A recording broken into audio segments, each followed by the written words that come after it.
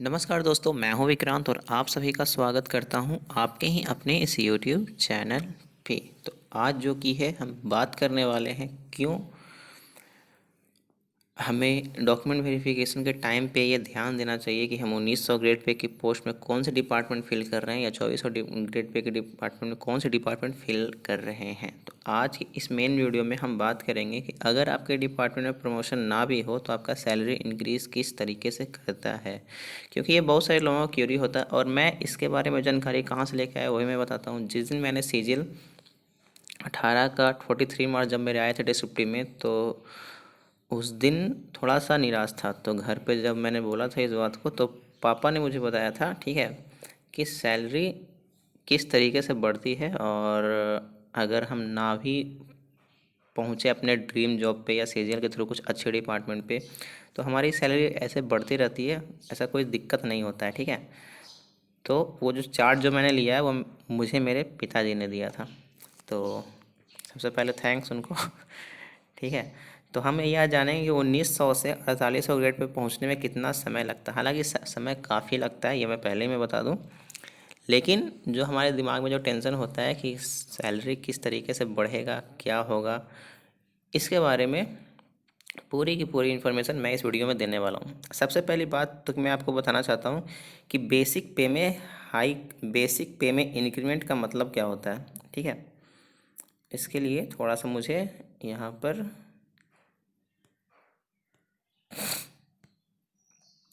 Pen चाहिए, ठीक है। बाय द वे, आप इस 2021 की मैं बात करता हूँ क्योंकि बहुत सारे लोग CHSL 18 वाले होंगे, अगले साल ही ज्वाइन करेंगे। एक आपका टाइम पीरियड होता है 30 जून तक, ठीक है। एक आपका टाइम पीरियड है 30 जून तक। एक आपका टाइम पीरियड 1 जनवरी से 30 जून तक, ठीक है। और दूसरा आपका टाइम पीरियड होता है 1 जुलाई से 31 दिसंबर, ठीक है। ये दो मेन टाइम पीरियड हैं। इन दोनों टाइमिंग पे ज्वाइन करने पे क्या क्या होता है, इन सभी चीज़ों के बारे में हम बात करते हैं। अगर कोई 1 जनवरी से 30 जून के बीच में, अगर कोई 1 जनवरी से 30 जून के बीच में अगर कोई ज्वाइनिंग ले रहा है तो उसका जो इंक्रीमेंट होगा, मतलब 2021 की हम बात कर रहे हैं, तो इंक्रीमेंट अपने आप जो कि है 2021 की बात कर रहे हैं, तो इंक्रीमेंट होगा जो कि 2022 में होगा। ये तो खैर कंफर्म है, ठीक है। अगर आपने 1 जनवरी से 30 जून के बीच में अगर ज्वाइन किया हुआ है तो आपका पहला इंक्रीमेंट जो कि लगने वाला है जनवरी 2021 में, ठीक है। आपका पहला जो इंक्रीमेंट लगेगा जनवरी 2022 में लगेगा। आपने 2021 में ज्वाइनिंग ही किया है, तो 2022 में आपका जनवरी में आपका पहला इंक्रीमेंट लगेगा। कहने का मतलब बस इतना हुआ कि 1 जनवरी से 30 जून तक अगर आपने ज्वाइनिंग किया हुआ है तो आपका पहला इंक्रीमेंट जनवरी 2022 में लगेगा। अब चलिए हम दूसरे कंडीशन की बात करते हैं, जहाँ पर ये था कि आपका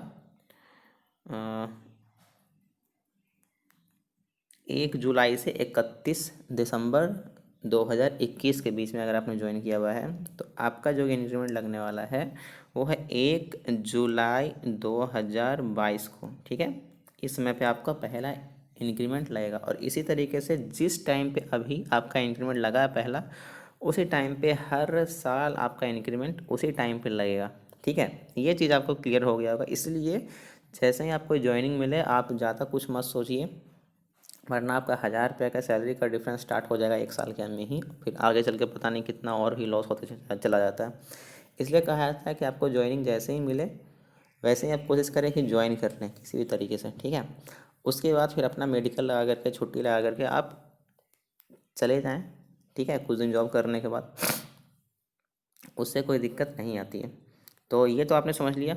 अब मेन चीज़ मैं बताता हूँ कि प्रमोशन का सीन क्या होता है। अब आप यहाँ पे देख रहे होगे, ठीक, मैं इसे थोड़ा सा मैं बस जूम कर देता हूँ।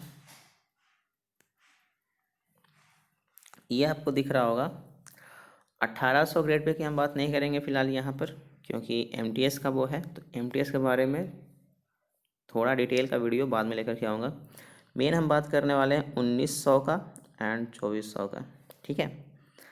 अभी 1900 का और 2400 का, अब अगर आप देखें तो 4800 ग्रेड पे का 47,600, और सीरियल के थ्रू सबसे जो हाईएस्ट जो ग्रेड पे मिलती है हमें वो 4800 की ही होती है, 46,600।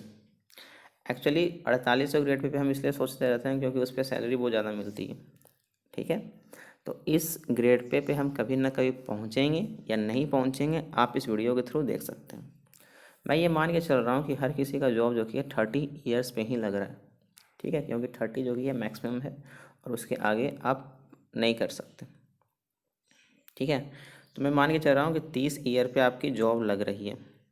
अब अगर आप 30 साल में अगर आप 1900 ग्रेड पे को देखोगे तो 43,130, और ये 47,000 यहाँ पे आपको दिख रहा होगा 47,100, ये अप्रोक्स 30 साल में आपका हो जाएगा। और आपका 4800 कितना में था 47,600, और यहाँ पे हो कितना रहा है 47,100, और 31वां में 48,500। हालांकि होता क्या है कि जब 10 ईयर्स पे जो पे कमीशन जो आता है, जो 7 पे अब 6 पे जो आप सुनते हैं, उसी में उसके बारे में बोल रहा हूँ। वहाँ पर जो इंक्रीमेंट जो होना होता है वो कुछ और ज़्यादा ही आपका इंक्रीमेंट टाइप का लग जाता है। ठीक है, ऐसा होता है। तो आप 30 साल में अचानक से वहाँ पे पहुँच जाएंगे। ठीक है, तो इस चीज़ का ध्यान रखिएगा। अगर आपके डिपार्टमेंट में कोई प्रमोशन कुछ भी नहीं है तो आप आसानी से यहाँ पे पहुँच जाएंगे। और इसी वीडियो में मैं ये भी बोलने वाला हूँ, बताने वाला हूँ कि क्यों 2400 ग्रेड पे पोस्टल असिस्टेंट है वो ठीक है इन कंपैरिजन टू 1900 जिसमें कि प्रमोशन है ही नहीं। ठीक है, हमने 30 साल के बारे में हमने बात किया। अगर मैं ये मान के चलूँ बस अप्रोक्स 30 साल में एक LDC 47,100 बेसिक पे के लायक में हो जाएगा। ठीक है, मतलब अभी के डबल या के बराबर में। अब हम बात करते हैं 2400 ग्रेड पे का। 2400 ग्रेड पे का आप देखेंगे तो 30 साल में आपका ये जा कर के हो जाएगा 60,300। ठीक है, 60,300, और वहीं 19 आपका था 47,100।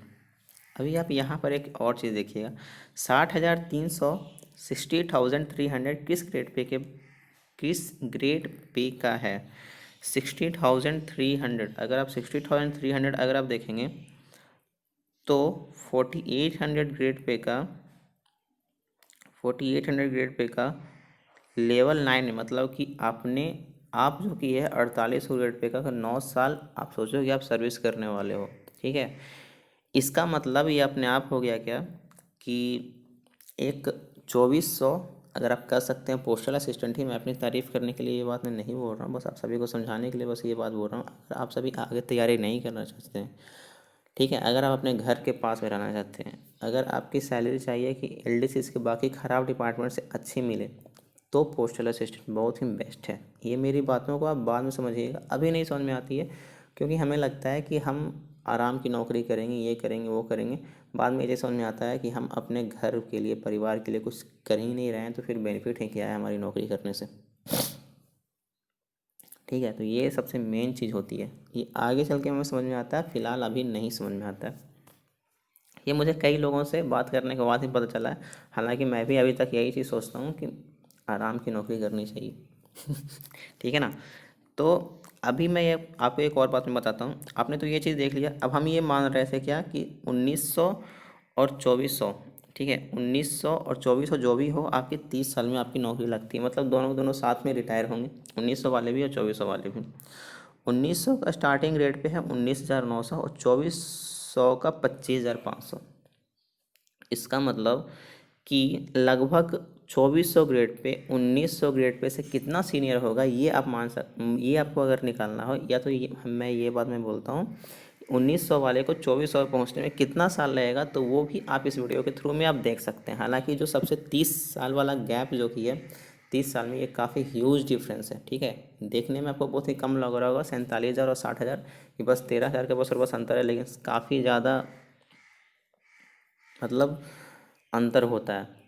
किसी किसी डिपार्टमेंट में, एलडीसी के डिपार्टमेंट में सुनेंगे 8 साल 9 साल के बाद लोग ईओडीसी बनते हैं, वो भी रिकमेंडेशन होने पे, कोई भी प्रमोशंस कुछ भी नहीं है। तो उस कंडीशन में एक एलडीसी का उनका जो वर्क जो उन्हें लगेगा, क्योंकि अगर आपकी सिंपल सी चीज़ है कि एलडीसी में लोग जाते क्यों हैं, हमें पता नहीं है कि सभी डिपार्टमेंट में प्रमोशंस हैं या नहीं, इस चक्कर में हम चले जाते हैं। बाद में पता चलता है कि मेरे डिपार्टमेंट में प्रमोशन है ही नहीं।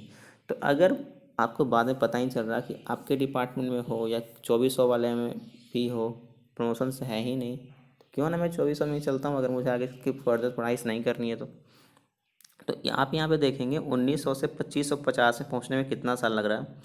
2550 आप सिंपल से यहाँ पे देखेंगे 25,200, उसके आगे भी है 26,000, उसे छोड़ के चलते हैं, क्योंकि वो लगभग एक जब एमएससी पे जो लगता है उसमें पे आपको थोड़ा बहुत चल जाता है, ठीक है, मतलब वो क्या कहते हैं उसे, थोड़ा बहुत एक्स्ट्रा इंक्रीज हो जाती है उसमें पे, तो वो ज़्यादा आप डीप में भी मत जाएं, बस यहीं तक बस रहें।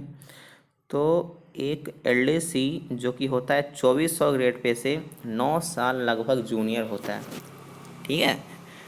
अब ये चीज़ जो कि है, आप सभी को लग रहा होगा यहाँ पर, ये चीज़ समझ में आ रहा होगा कि कितना ह्यूज डिफरेंस आपकी सैलरी में क्रिएट कर सकती है ये चीज़, ठीक है। तो इस चीज़ को देखते हुए, ध्यान से देखते हुए, आप बेस्ट एलडीसी मिनिस्ट्री अगर ना मिले ना, अगर आपको लग रहा है कि नहीं मिलने वाली है, ठीक है, तो आप उस कंडीशन में पीएसए को ऑप्ट कर सकते हैं। और पहले जो लोग कहते थे कि बहुत ही हेक्टिक वर्क है, एक्चुअली अब वो हेक्टिक नहीं रहा।